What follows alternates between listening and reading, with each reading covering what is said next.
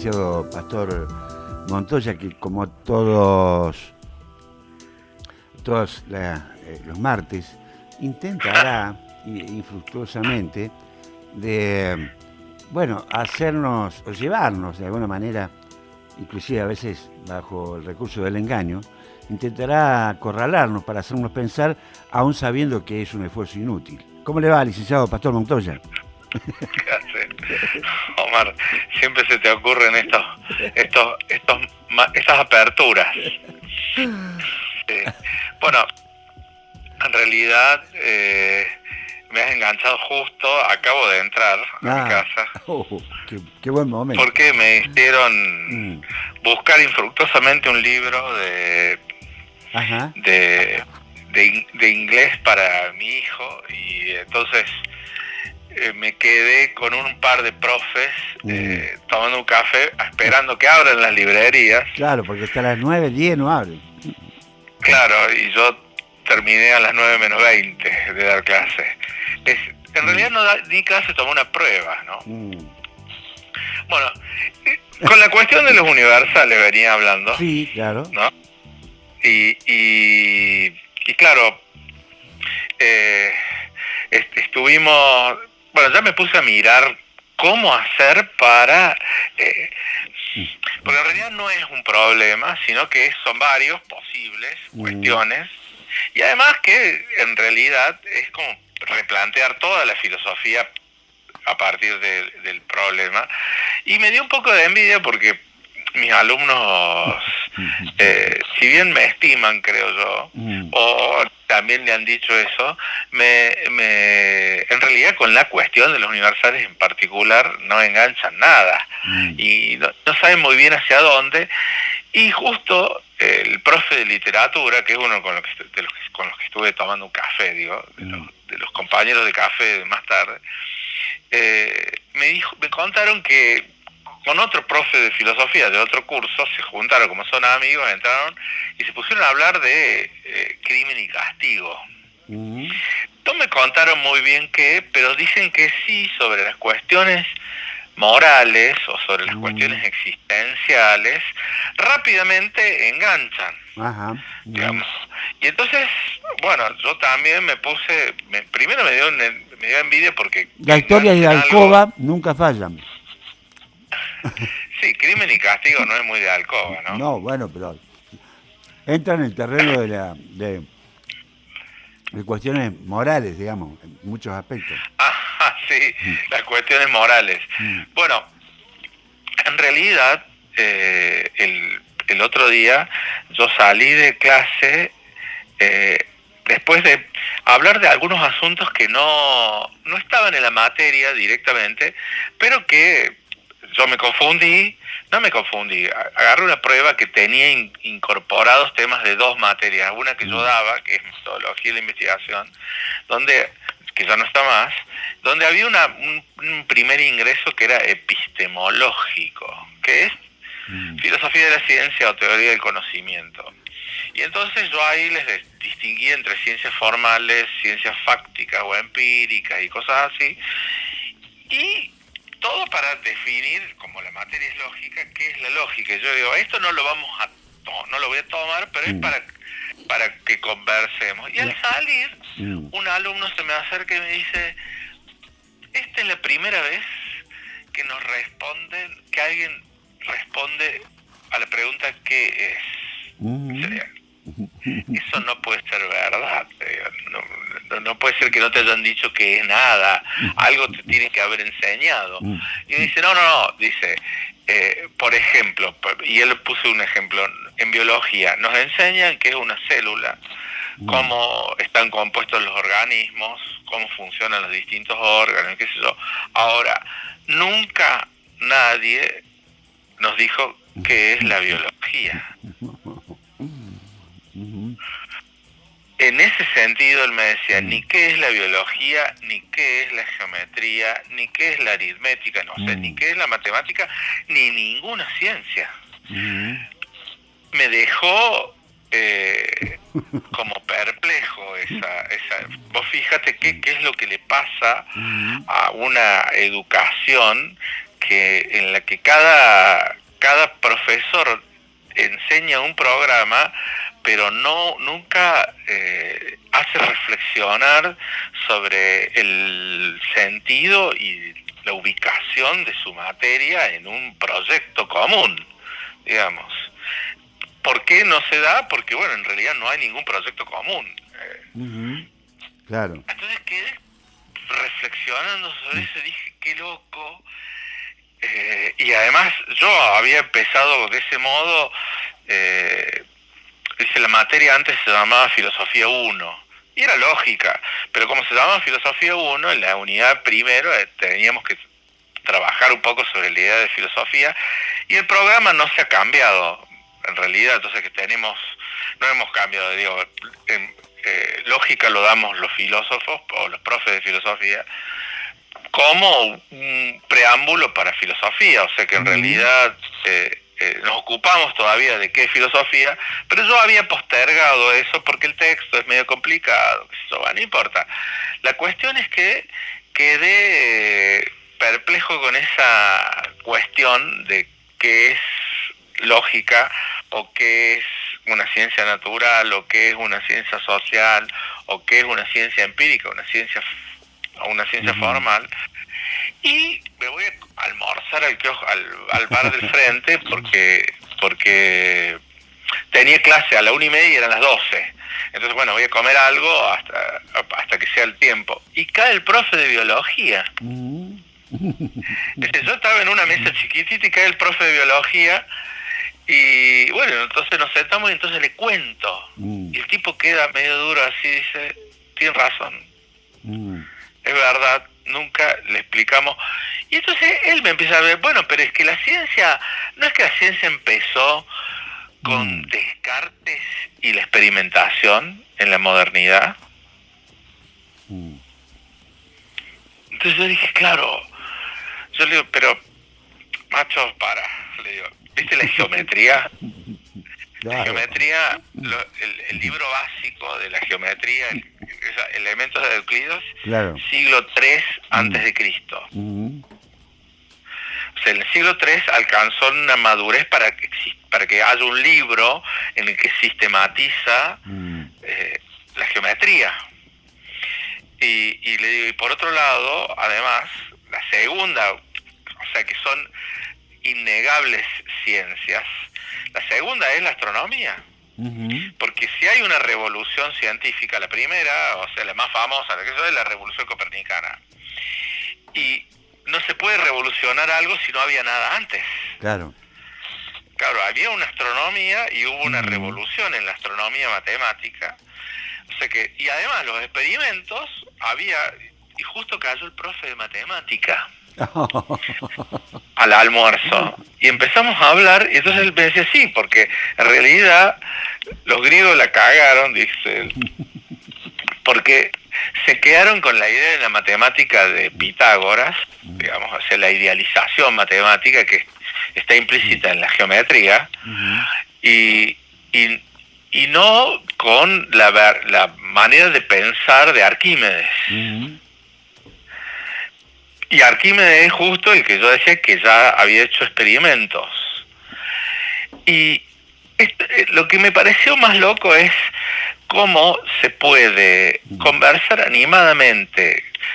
Cada uno pelaba el teléfono y ponías, querés modelitos del universo, y pones, y te salen los dibujitos, y entonces ves las imágenes, y solamente podía tener lugar una conversación de ese tipo porque no era obligada.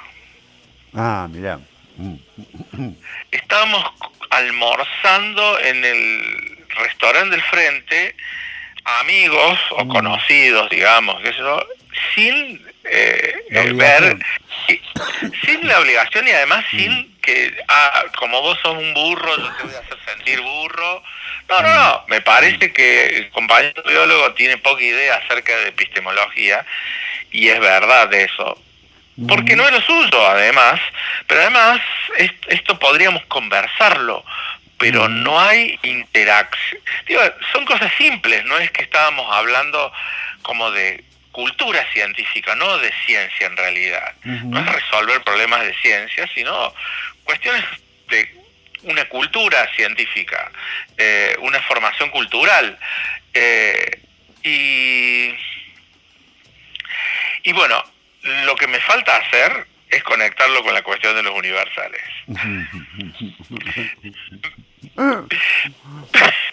Pero fíjate lo que apareció. El tipo, el biólogo, sí usaba la noción de paradigma. ¿Qué es un paradigma? La palabra paradigma, por lo menos como llegó a usarse en el ámbito de las ciencias, la usó en principio para mostrar una revolución, como es un cambio de paradigma. El paradigma es el mejor ejemplo. El paradigma de Ptolomeo estaba hecho de que, bueno, en el centro de la Tierra, en el centro del universo estaba la Tierra y había esferas, ¿no es cierto? El cambio de paradigma fue poner no en el centro a la Tierra, sino en el centro al Sol, y después cambiar la idea de que las órbitas eran circulares por elípticas. Que eso fue un poco posterior, ¿no es cierto? Sí. Pero ahí empezaron a usar la noción de paradigma. Las leyes de Kepler, ¿no? Exactamente. Ahí está. Sí. Claro, entonces el matemático hablaba del cono de Apolonio, que es un cono que aparece, porque según cómo lo cortas a ese cono, aparecen las elipses. En el cono está cortado de distintas maneras para que vos veas todo el tipo de curvas, que es una figura, es un sólido, un cono, que está cortado de una manera medio oblicua, de otra manera. Entonces vos ves, y en la película una película que se llama Ágora, juegan con la idea de que a Hipatia se le hubiera ocurrido sería así una revolución de la astronomía matemática, porque juegan con alguna verosimilitud, quiere decir, ella era una especialista en geometría, tal vez estaba preocupado por eso, qué sé yo, no sé. Es un juego de todas maneras que tiene que ver con la película, la idea, mientras los cristianos y los políticos están viendo cómo la matan, ella está tratando de resolver problemas de astronomía matemática, ¿no? Y pensando por qué las cosas, si vos lanzás algo desde lo alto, ¿por qué no cae si algo está en marcha? ¿Por qué no cae más atrás? ¿Por qué cae en línea recta sobre el barco? Es donde lo están haciendo, un barco a velocidad, lanzan algo del mástil y cae en línea recta en paralelo al mástil y no... se compone el movimiento, y ella está pensando en eso cuando los otros están viendo cómo matarla, ¿no? Hay un contraste en esa película entre la preocupación científica y la preocupación y los intereses y religiosos y políticos también.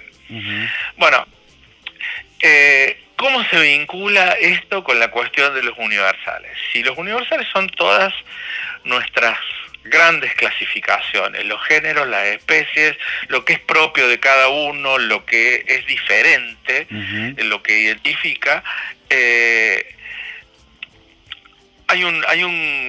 hemos hablado algunas veces de un cuento, de Borges, en el que menciona una enciclopedia china en el que hay una clasificación de animales, y la clasificación es desopilante.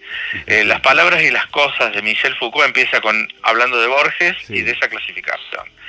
En la clasificación dice, los animales que están pintados con un pincel fino de pelo de camello, los que de lejos parecen moscas, los que acaban de romper el jarrón, los que los incluidos en esta clasificación. Eso es, o sea, genial. todos, y lo que explica Foucault... Manual de Zoología Fantástica se llama. Así se llama. Bueno, lo que dice Foucault es que lo que provoca risa es que es inimaginable el plano en el que se podrían hacer esas clasificaciones, porque no hay ningún criterio porque uno es dibujado, o sea, es un animal dibujado, el otro es un animal que acaba de romper el jarrón, que podría ser cualquier animal que habitar, podría ser un gato, un perro o una gallina, ¿no es cierto? Bueno, lo que yo quería decir es que cómo provocan la imposibilidad de pensar, cómo se provoca, y destruyendo hasta el sentido de la clasificación. Nosotros enseñamos retazos sin sentido, quiere decir, te enseño trigonometría, pero no para qué es, para qué te enseño trigonometría, ni por qué trigonometría y no otra cosa. Claro. ¿No es cierto? Hay razones, pero nunca te las digo. Es la clásica pregunta del estudiante. ¿Para qué esta materia de mierda? ¿No? No es muy común en diversas carreras, porque no encuentran el sentido de por qué esa materia. Y claro, y es cierto, aparte del lugar de que nadie los ayuda a entender desde qué lugar es importante o complementario. Claro, por ejemplo, la trigonometría, que trigo en griego es triángulo, ¿no es cierto? Triangular es fijar posición de un objeto respecto de vos. O sea, yo decía, la triangulación, todo el tiempo estamos triangulando, y si queremos hacer algo con precisión, es decir, sale un avión del aeropuerto, vos lo ves salir, vos querés fijar dónde está el avión, y vos tenés que hacer un triángulo del avión al aeropuerto y del aeropuerto a vos, además de el lado que sería de vos al avión, porque necesitas, el triángulo es como en el espacio tridimensional, fija posiciones y distancias y describe movimientos. Es importante, pero es importante desde un punto de vista que ya se ha perdido entre los jóvenes. Pero lo peor para mí es que entre los profesores también, porque claro, los profesores no es decir, el ingeniero enseña trigonometría, o el matemático enseña trigonometría, pero nunca ni se pregunta para qué lo hace ni por qué. Sabe que si los chicos quisieran seguir alguna materia que involucra matemática, si no sabe eso no podría seguirla. Pero ¿y si no va a hacerlo? Si vas a ser odontólogo, ¿para qué querés trigonometría? Claro. Un mínimo manejo de la matemática te hace falta como para pensar racionalmente. Es decir, como una... Por ejemplo, yo les decía que los elementos de Euclides formaron parte del bagaje para formar a los funcionarios del imperio. O sea, todos los que sabían leer y escribir, después de saber leer y escribir, y las cuestiones que tienen que ver con la lengua, aprendían geometría y aritmética. ¿Por qué? Y porque la forma de pensar implicada por esos saberes era importante para otros. Entonces necesitaban un funcionario, los ingleses, por ejemplo, necesitaban un funcionario en la India. Bueno, ese funcionario sabía geometría. ¿Por qué? Y porque hace falta capacidad de cálculo. Yo lo veo en lógica, que los chicos necesitan sacarle claridad y precisión para resolver algunos problemas. Y cuando no la tienen, ahí es cuando yo veo que remedia algo la lógica, porque les enseña a ver patrones y que no podrían ver si no fuera que alguien les enseñó. Para mí, esta mirada como que recompone los lazos entre los fragmentos dispersos, para mí para eso podría servir la cuestión de los universales. Para eso sería así como rearmar el rompecabezas y descubrir el sentido de la composición. Y al final descubriría uno que hay una imagen y no un concepto. Que viste, de eso hablábamos esta mañana, que el pensamiento,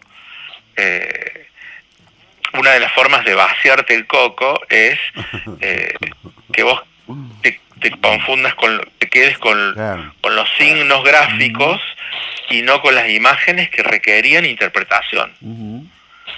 Entonces, si vos repetís literalmente algo, esa es la forma de no pensar. Porque si vos tenés una imagen y tenés que decir, la venda de la justicia, de la diosa de la justicia, la venda es imparcialidad, que yo no tengo que tener, no tengo que hacer diferencias que la ley no haga, digamos. Yo tengo que tratar como iguales a los iguales y no favorecer a los amigos. Bueno, eso, que yo tenga que hacer cada vez que pienso el camino y no simplemente repetir una definición. Bueno, teníamos esa discusión con mi hijo. Yo me estudié las reglas. Digamos, bueno, pero te bajaron puntos porque no pusiste las tildes. Es que si vos sabés la regla, vos podés poner las tildes. Y bueno, ¿por qué no las pusiste? Por otro lado, las reglas tienen excepciones. Garage no se escribe con J. La regla es que si termina con AG, sí vas la J, pero las palabras de origen extranjero, garage es así, es inglés, no va con J. Claro. ¿Cierto? Hacer las cosas, aplicarlas, no es lo mismo que aprenderse las reglas y repetirlas. Eso es algo que le pasa a los árbitros de fútbol. Por ejemplo. Bueno, esa es la idea y ya le voy a poner un poco más de carne y un poco más de gracia. Está bien, pero... y con eso vamos a tener, no sé, un asado, supongo. Por supuesto. Pastor, muchísimas gracias. Como